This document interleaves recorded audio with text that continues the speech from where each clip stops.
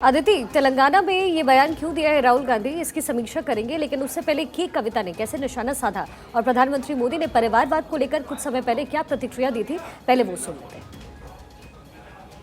ये परिवारवाद ही है जो राजनीति ही नहीं बल्कि हर क्षेत्र में प्रतिभाओं का गला गोंदता है, उन्हें आगे बढ़ने से रोकता है।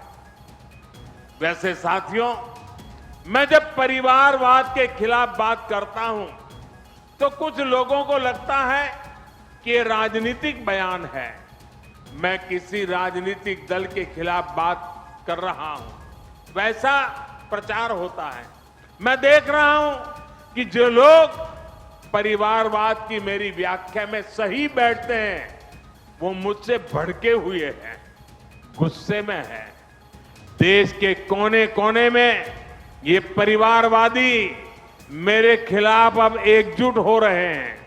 I once again request Mr. Rahul Gandhi ji, please kindly recheck your script writers, because all the projects that you quoted put together are not even 1 lakh crores we have spent on expenditure. So how can we do a corruption of 1 lakh crores? That is basic common sense, and your script writers are misguiding you. So kindly think about those issues, and you do not have to worry about people of Telangana. People of Telangana fought on you to get Telangana state, and we now know how to run our state by ourselves. Aditi, अब राहुल गांधी ने तेलंगाना में इस सवाल को उठाया है, लेकिन तेलंगाना में परिवारवाद पर सवाल उठाकर क्या कांग्रेस घिरती अब आपको नजर आ रही है?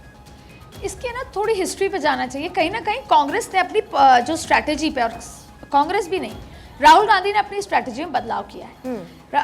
कांग्रेस पे क्या हो रहा था? सबसे पहले वही जैसा हमने कहा, नेहरू, इंदिरा, राजीव, उसके बाद फिर सोनिया गांधी, उसके बाद फिर भले ही मनमोहन सिंह आए, लेकिन सबको पता है कि किस तरीके से राज चला। फिर राहुल गांधी, बीच में प्रियंका गांधी का भी उदय हुआ, लेकिन अब जो युवराज है वो राहुल गांधी, और थे भी वो पहले वाइस प्रेसिडेंट बने। मुझे याद है जयपुर में उनको वाइस प्रेसिडेंट बनाया गया और ये माना गया कि यही नेता हैं, और फिर वो राष्ट्रीय अध्यक्ष भी बने। और राष्ट्रीय अध्यक्ष के बाद जब चुनाव हारे, उनका मन खिन्न हुआ पार्टी से और उन्होंने छोड़ दिया, अपना इस्तीफा दे दिया। वहां पे सवाल 2.5 साल तक वो रिफ्ट देखा गया कि पद पर सोनिया गांधी वापस आई, लेकिन वो एक फुल फ्लेजेड नहीं थी क्योंकि कोई फाइनल फॉर्मूला नहीं था। राहुल गांधी अड़े रहे कि परिवार ना मैं ना परिवार का कोई।